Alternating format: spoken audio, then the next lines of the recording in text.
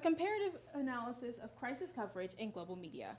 The increased prevalence of mass media and global coverage has led to a greater globalization of world news, and with it raised awareness of events even from halfway across the planet. This means that more people are more concerned for global events, which necessitates a thorough and repeated look into the worldwide level of how unbiased and accurate the news that global citizens are receiving in different areas of the world.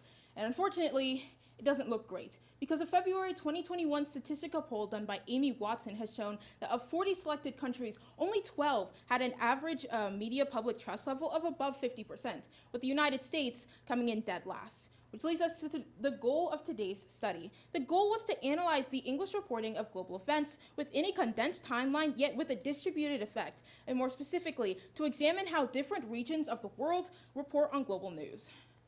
The limitations. Unfortunately, the time frame was a massive limitation, as I only had a year to study this, so I had to choose something that happened in only 1 or 2 days. Further, the location was actually another massive limitation, because depending on where in the world I chose to focus the event on, it would lead to a different outcome every single time. And finally, the language was another massive limitation, because the method of this study necessitated that I used English-only articles, which was a massive limitation in my research. And finally, the newness of the field is actually another limitation, because we haven't actually seen the totality of the effects.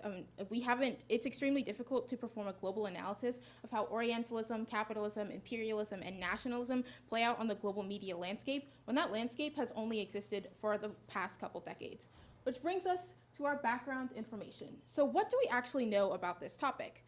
The first section that I want to analyze is media imperialism. The rise of global media as a method of imperialism got its start, as Paul R. Pilar from Brookings Institute concludes, at the end of World War II, with the rise of American global hegemonic power. And Kristen Godsey, professor at the University of Pennsylvania, notes its rapid increase at the height of the Cold War. For purposes of this project, media imperialism shall be defined as media with an emphasis on global structure, whereby it's precisely the international socio-political system that decisively determines the course of development within the sphere of each nation. Which brings us to our second area of analysis, the theory of crisis. As Dr. Nick Potts of Southampton Solent University writes, Marx's theory of crisis accurately predicted the cyclical nature of economic disaster under capitalism, and how it is actually a feature, not a flaw, of capitalism to fail continuously. Further, the shock doctrine, a term coined by author Naomi Klein, expands this theory to events, stating that the machinations of neoliberalism invents artificial global crises to ram through corporate wish lists. If this theory is true, global disasters could therefore also be manufactured to implement the wishes of Western hegemonic powers. More specifically, as Dr. Robert Zevin, professor of economics at Harvard University, puts it, global disasters could be manufactured or spun by large corporations and economic actors to ramp through who use their political influence within Western governments like the American one to imperialize the global South in order to implement agendas within the third world. The third area that we need to understand is Orientalism. Now, this term was coined by author Edward Said in his 1978 book of the same title, and is defined as the way that the West would gain superiority by pitting itself against the Orient, now defined as the global South. This is done specifically to portray non-Western countries as other, exotic, uncivil, and perhaps even dangerous. This perspective disseminates through the media, from arts to literature to journalism, and exists for the purposes of depowering the global South. As Dr. Wendy Williams, assistant professor at the Department of Media and Communications at the London School of Economics and Political Science, states, modern global media academia depowers the global South as it perceives it as being unable to give a valid report of its own events. Quote, the global South continues to be theorized from the vantage point of the global North. Instead of understanding it on its own terms, scholarship frequently appreciates the role of media and communication only insofar as it emerges from, represents the negative imprint of, or features the active intervention of the global North. So the question of how these events are covered becomes important. Unless the global hierarchy is eliminated, it can be assumed that crisis coverage would by necessity perpetuate the systems of Orientalism and imperialism. So the goal is not the elimination of this Western bias, but rather the mitigation of it. And finally, The final section that we need to analyze is censorship and media bias. As Scott Gelbeck and Konstantin Sonin of the University of Chicago suggest, there is not necessarily a material difference in bias levels between autocratic and laissez-faire media organization models, stating essentially that the bias of the media rests largely on the interest of the government and the owners behind it, no matter how, quote, free speech is in this country. And Matthew Bunn from Wesleyan University actually backs this up in his new censorship theory, which states that the traditional idea of censorship must be abandoned because it serves only neoliberalism by calling to mind authoritarian regimes, when Pierre Bourdieu, a political theorist, claims that self-censorship is actually just as effective and still constitutes free speech. Understanding this, the final question remains. In the case of a global event, one widespread enough to have significant worldwide coverage but condensed enough in time to be effectively studied, how do regions of the world cover the crisis? What did I expect? So going into this project, I was unsure of what exactly I would find, but my primary expectation was that Dr. Williams' thesis would be proven correct, and the global north would be revealed as having an information monopoly purely because they have the resources, capital, and established networks to not only report on events outside their region, but even to outpace the global south in reporting events in their regions. Methods of analysis. So in this project, English articles covering the Beirut explosion of August 4th, 2020 were collected from various news sources in 3 different countries in each region. The Middle East, however, had 4 because I used Lebanon as a control. These countries were chosen by attempting to reach maximum diversity in political, social, and economic conditions, specifically concerning journalism. The first method of analysis was a tone analyzer developed by IBM. As you can see, the documents were copied and pasted into the tone analyzer, and then it would give me a document level numerical number of what exactly the tones came in. Like, as you can see, prevalent tones here are joy, analyticality, and confidence. And then when you scroll down, you can actually see a sentence level breakdown of the tones that emerged.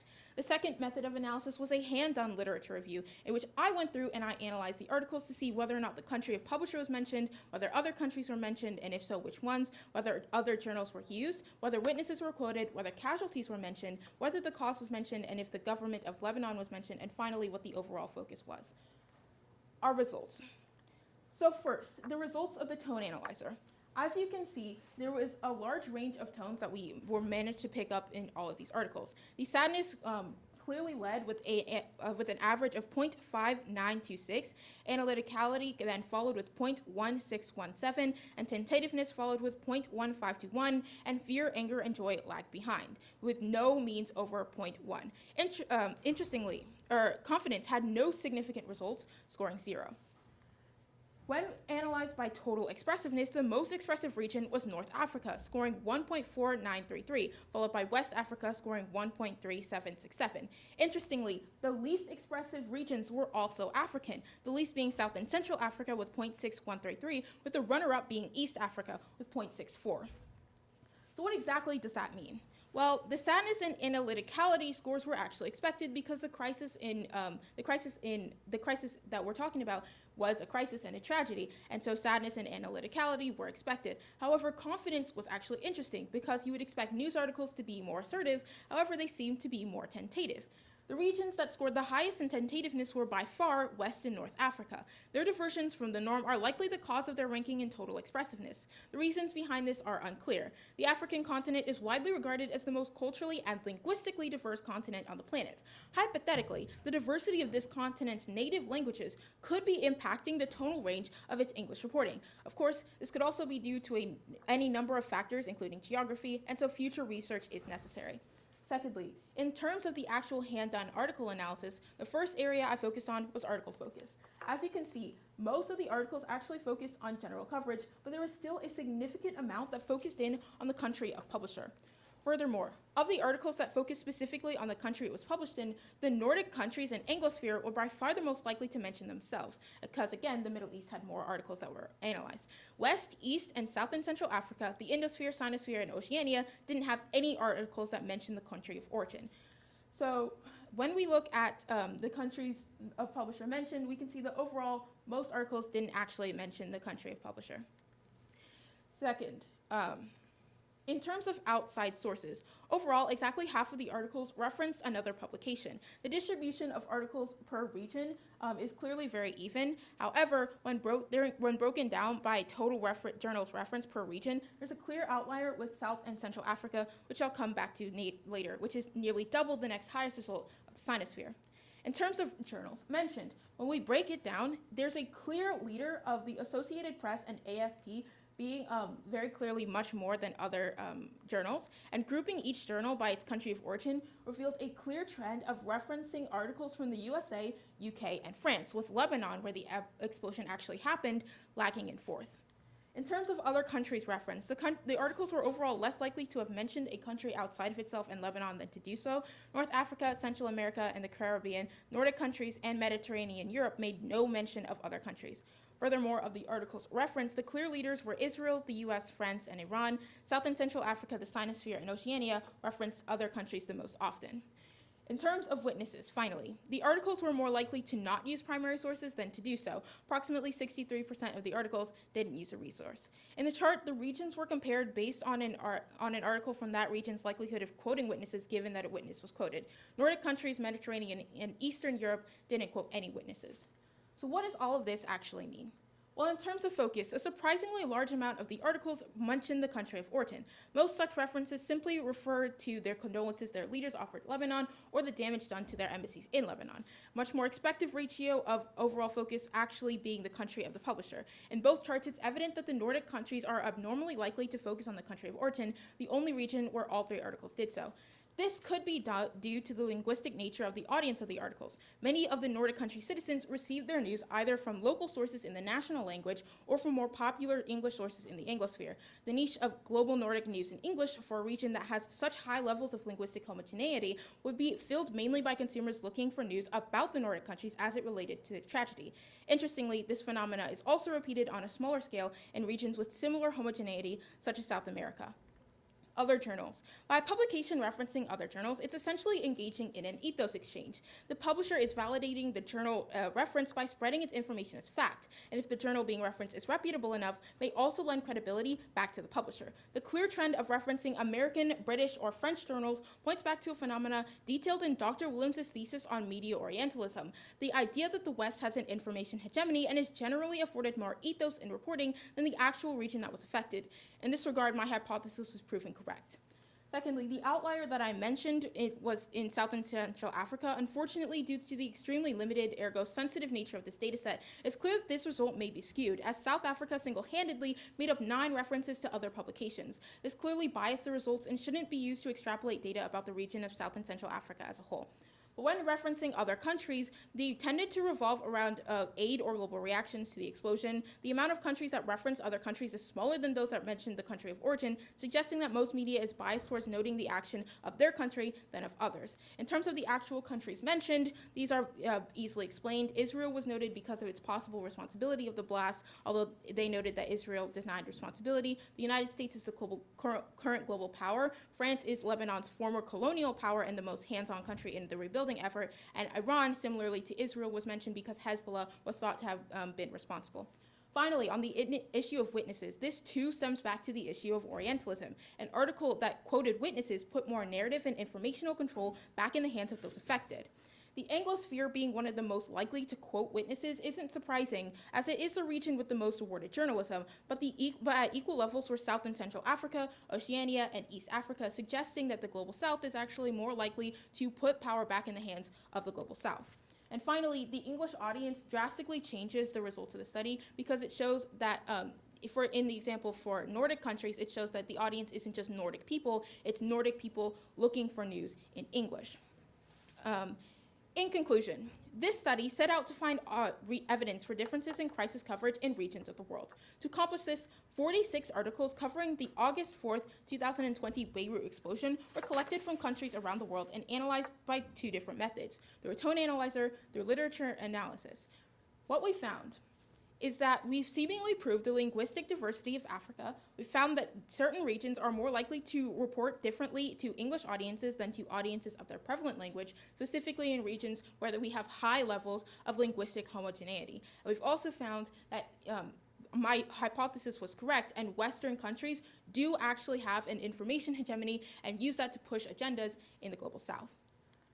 Future research. So for the next steps in research, I recommend a few different studies. First, I wish there was a replication study with more articles so we can actually have more confidence in these results. Further, I wish to have a study centered around the tonal range of African news in English as impacted by the diversity of native languages. And finally, a replication of the study should be done for a crisis that occurred in a region other than the Middle East. This will address the gaps in knowledge surrounding tone analyzers and linguistic influence, the English-only limitation of the study, and the article amount limitation. But overall, this field of study is just getting started, and the future research is boundless.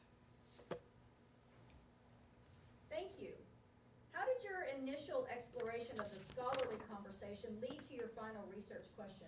Right, so I knew that I wanted to talk about Orientalism, and I was continually finding articles in that field, which led to the concept of the Global South being otherized. I then read a study from the University of Illinois, the one Dr. Williams' thesis that I mentioned, about Orientalism in media, which led to becoming curious about comparative analysis of global media. Thank you. What are the real-world implications or consequences related to your findings? So clearly, crisis coverage is continuously happening, and as I mentioned, under capitalism, it's a feature, not a flaw of crisis, to continue happening over and over again. So when we're seeing these countries continuously pushing these Western biases and referencing back to Western sources, as we're seeing more crises happen, we're seeing the information power of the Western hemisphere growing and growing. Thank you. And then finally, think back to your initial curiosity. What other curiosities do you have, and how has this process prepared you to explore them? Well, another curiosity that I actually have is propaganda around the world. As I mentioned, news censorship theory, I found that extremely interesting when I was researching. So I think that this process has truly helped me to do more analytical research surrounding media motives and background analysis, which will help me to examine the underlying motivations behind propaganda around the globe.